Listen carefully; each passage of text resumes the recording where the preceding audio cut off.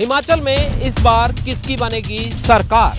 क्या बीजेपी करेगी रिपीट या कांग्रेस करेगी कमबैक या आम आदमी पार्टी बिगाड़ेगी दोनों का खेल? ग्राउंड जीरो से दिखाएंगे हर विधानसभा सीट का हाल, वहां पर राजनीतिक माहौल क्या है। देखिए हिमाचल प्रदेश विधानसभा चुनाव की सबसे बड़ी कवरेज। नमस्कार, आप देख रहे हैं द भारत खबर। द भारत खबर की चुनावी यात्रा पंजाब विधानसभा चुनाव के बाद अब देवभूमि हिमाचल प्रदेश में पहुंच रही है। यहां पर अगर हम बात करें चुनावी नतीजों की, जब पिछली बार हुए थे तो 68 विधानसभा सीटों में बीजेपी को पूर्ण बहुमत मिला और यहां पर उनकी सरकार बनी। तो अब बीजेपी की सरकार है और हिमाचल प्रदेश की फितरत ये रही है कि एक बार कांग्रेस की सरकार और एक बार बीजेपी की सरकार। इस पूरी यात्रा में जो चुनावी यात्रा हमारी होगी उसमें हमारे साथ रहेंगे आलोक सांगवान और प्रवेश चौहान। आलोक, क्या इस बार का जो चुनाव है हिमाचल प्रदेश का वो किस तरीके का रहने वाला है? देखिए प्रमोद, क्योंकि ये चुनाव पहले के चुनाव से अलग होगा। इसकी एक बड़ी बात यह है कि पहले हिमाचल में सिर्फ दो पार्टियां थी, कांग्रेस और बीजेपी। अब की बार क्योंकि तीसरी पार्टी भी चुनावी मैदान में होगी, लोगों के पास एक ऑप्शन होगा कि क्योंकि पहले ऑप्शन नहीं था, यदि आप सत्ताधारी पार्टी से दुखी हैं तो दूसरी पार्टी के आप वोट डाल सकते हैं, तीसरा कोई ऑप्शन नहीं था। तो अब कांग्रेस और बीजेपी के अलावा आम आदमी पार्टी भी इस बार ऑप्शन में होगी। तो हम ये कह सकते हैं कि तीन पार्टियां चुनाव मैदान में होंगी। ये जरूर है क्योंकि वामदल भी चुनाव लड़ता है, मगर वामदल सिर्फ कुछ सीटों पर चुनाव लड़ता है, जिस तरीके से एक सीट पर इस बार भी उनका विधायक है, मगर इतने लार्ज स्केल पर सिर्फ 68 सीटों पर उस तरह की स्थिति नहीं बनती है। तो लिहाजा ये देखा जा रहा है कि विकल्प के तौर पर आम आदमी पार्टी तीसरी पार्टी के रूप में यहाँ पर होगी। तो कहीं ना कहीं हम ये कह सकते हैं कि कांग्रेस, बीजेपी और आम आदमी पार्टी ये प्रमुख पार्टी रहेंगी और इनके बीच में लोगों को चुनाव करने के लिए यदि वह सत्ताधारी पार्टी से नाखुश हैं तो उनके पास दो ऑप्शन होंगे, उनमें से कोई एक चुन सकते हैं। तो हम ये कह सकते हैं कि पहले के चुनाव से ये अलग होगा जी। तो इस चुनाव की जो कवरेज हम करेंगे, हमारी जो चुनावी यात्रा होगी उसकी रूपरेखा किस तरीके से होगी, ये हमारे सहयोगी प्रवेश बताएंगे। देखिए प्रमोद, जैसे पंजाब का जो चुनावी कवरेज थी वो एक प्लेन इलाका था, तो आने जाने में उतनी दिक्कत नहीं होती थी। हालांकि विधानसभाएं जो है उनका जो डिस्टेंस है वो बहुत दूर होता था, लेकिन जैसा कि हिमाचल प्रदेश की अगर बात करें तो यहाँ पर पहाड़ी इलाका है और अलग अलग कॉन्स्टिट्यूएंसीज़ की बात करें तो 68 कॉन्स्टिट्यूएंसीज़ हैं और एक कॉन्स्टिट्यूएंसी से दूसरी कॉन्स्टिट्यूएंसी में जाने में को लेकर भी मतलब एक बड़ी चुनौती होगी, क्योंकि पर्वतीय इलाका है, संकरे रास्ते हैं, कहीं सड़कें भी ख़राब हैं। और यहाँ पर एक बात क्या है कि जैसे बाकी जो स्टेट्स हैं वहाँ क्या है, जो मकान होते हैं, जो घर होते हैं वो पास पास होते हैं तो लोग मिल जाते हैं। यहाँ एक चुनौती ये भी रहेगी क्योंकि घर बहुत दूर दूर होते हैं। मान लीजिए एक घर यहाँ है, दूसरा दूसरे पहाड़ पर है, फिर आगे है। ऐसे में जो बाज़ार का इलाका है वो भी जल्दी बाज़ार बंद हो जाते हैं, सुबह लेट खुलते हैं। तो ये सारी चुनौती रहेगी, लोगों को हमें ढूंढना पड़ेगा, वहाँ पर जाना पड़ेगा उन इलाकों में, तो वो एक बड़ी चुनौती रहेगी। बड़ी चुनौती रहेगी। राजनीतिक विशेषज्ञ के तौर पे, क्योंकि हमारे वरिष्ठ सहयोगी आलोक सांगवान हमारे साथ रहेंगे ही। आलोक, एक सवाल ये भी है कि ये जो हमारी चुनावी यात्रा होगी इस चुनाव में बहुत सारे मुद्दे भी सामने आएंगे। तो क्या जो पड़ोसी राज्य जैसे उत्तराखंड में बीजेपी की सरकार आई वापसी की और पंजाब में जो है वो आम आदमी पार्टी की सरकार बनी, तो इनका कुछ फर्क पड़ेगा चुनाव में? देखिए मैं आपको बता दूं, क्योंकि साथ लगते जो प्रदेश हैं और जिनमें चुनाव नज़दीक होता है, जिस तरीके से पंजाब में चुनाव हुआ, तो पंजाब के चुनाव का एक असर हिमाचल के कुछ इलाकों में देखने को मिलेगा।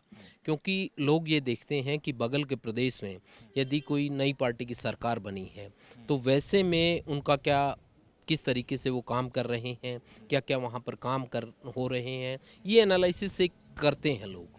और कहीं ना कहीं वो पार्टियां भी ये कोशिश करती हैं कि उस चुनावी जो चुनाव है उसमें उस राज्य का फ़ायदा लिया जाए जहां पर उनको इतना बड़ा बहुमत मिला है। पंजाब में आम आदमी पार्टी को एक बड़ा बहुमत मिला है, इसीलिए उनके हौसले बुलंद हैं और ये कह रहे हैं कि हिमाचल में वो पूरे दमखम से उतरेंगे। मगर यहाँ पर क्योंकि एक ज्योग्राफी अलग है, पंजाब में क्योंकि 2014 के जब लोकसभा चुनाव हुए थे तो आम आदमी पार्टी को 4 लोकसभा सीटों पर वो जीते थे, 4 सांसद वहाँ से चुनकर आए थे। पूरे देश में कहीं भी 4 सांसद आम आदमी पार्टी के नहीं चुने गए, सिर्फ पंजाब से 4 सांसद चुनकर आए। तो उसका उनको लाभ मिला, एक वर्कर वहाँ पर उनका क्रिएट हुआ, वर्कर से एक जुड़ाव हुआ। उसके बाद जो विधानसभा चुनाव हुए, उस विधानसभा चुनाव में उनको उनके 20 विधायक जीत कर आए। तो कहीं ना कहीं पार्टी का एक काडर खड़ा हुआ, जिसका फ़ायदा उनको इस चुनाव में मिला। जो चुनाव हुआ उसमें उनको इतना बड़ा बहुमत मिला और कहीं ना कहीं बाकी पार्टियों से लोग नाखुश थे, इसीलिए उन्होंने आम आदमी पार्टी का रुख किया। मगर हिमाचल की स्थिति वैसी नहीं है, क्योंकि हिमाचल में आम आदमी पार्टी पहली बार उस तरीके से चुनाव लड़ेगी। तो मैं ये अनुमान लगाता हूँ कि पार्टी इस पोजीशन में तो नहीं हो सकती कि पार्टी उस तरीके से, जिस तरीके से पंजाब में एक तरफा जो कहीं ना कहीं हालात रहे, वैसी यहाँ पर स्थिति नज़र नहीं आएगी। मगर फिर भी क्योंकि पहले से बीजेपी और कांग्रेस सिर्फ 2 ही पार्टी होती थी, तो उस 2 पार्टी सिस्टम के बीच में एक तीसरी पार्टी रहेगी। तो लोगों के पास एक ऑप्शन रहेगा कि यदि कोई सत्ताधारी पार्टी को, यदि कोई बीजेपी से नाखुश है तो उसके पास कांग्रेस और आम आदमी पार्टी 2 ऑप्शन होंगे। कोई कांग्रेस से नाखुश है तो उसके पास बीजेपी और आम आदमी पार्टी 2 ऑप्शन होंगी। इस तरीके से ऑप्शन के तौर पर हम ये कह सकते हैं कि एक तीसरी पार्टी जो है वो हिमाचल में देखने को मिलेगी। जी, एक सवाल ये भी है आलोक कि शुरुआती फेज जो हमारा पंजाब में था, उसमें थोड़ा सा तीसरी पार्टी को लेकर असमंजस था लोगों के अंदर। तो ऐसा कुछ भी देखने को मिलेगा हमें इस चुनावी यात्रा के दौरान कि लोग जो है थोड़ा सा असमंजस में होंगे कि पड़ोसी राज्य में किसी की सरकार बनी तीसरी पार्टी की। देखिए प्रमोद, क्योंकि आम आदमी पार्टी पर इस बात का भी दबाव रहेगा कि पंजाब में उनकी सरकार परफॉर्म करे, दिल्ली में इस दौरान परफॉर्म करे। जब तक हिमाचल में चुनाव होता है, नवंबर या दिसंबर में जो चुनाव होंगे, उस तक पंजाब की गवर्नमेंट अच्छा परफॉर्म करके दिखाए, शिक्षा में, स्वास्थ्य में, अलग अलग सेक्टर में अच्छा परफॉर्म करके दिखाए, क्योंकि हिमाचल के लोगों पर उस चीज़ का इम्पैक्ट पड़ेगा। यहाँ का वोटर उस बारे में चर्चा करता है कि आखिर पंजाब में जो सरकार बनी है वो क्या काम कर रही है, कैसा काम कर रही है, उस चीज़ की चर्चा होती है। और यदि उस दौरान आम आदमी पार्टी अच्छा परफॉर्म करती है तो उस चीज़ के रिजल्ट यहाँ पर देखने को मिल सकते हैं।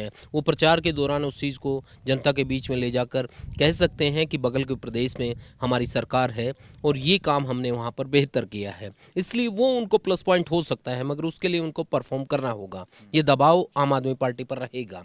इसके अलावा क्योंकि दिल्ली की जो तमाम चीज़ें हैं उनके बारे में यहाँ पर प्रॉपर अपनी तरफ से वोटर्स को बता पाएँ, वोटर को कन्विंस कर पाएँ, तो कहीं ना कहीं उस बात का राजनीतिक लाभ आम आदमी पार्टी को मिलेगा। जी, प्रवेश, आप बताइए कि इस वाले जो चुनाव है, चुनावी जो यात्रा होगी हमारी, जो हम चुनाव कवर करेंगे, इसमें क्या कुछ खास नया दिखने वाला है? क्योंकि चुनाव की अक्सर हम बातें करते ही हैं हर चुनावी यात्रा में, इसमें आप रोड मैप तैयार करके बैठे हैं, तो क्या है?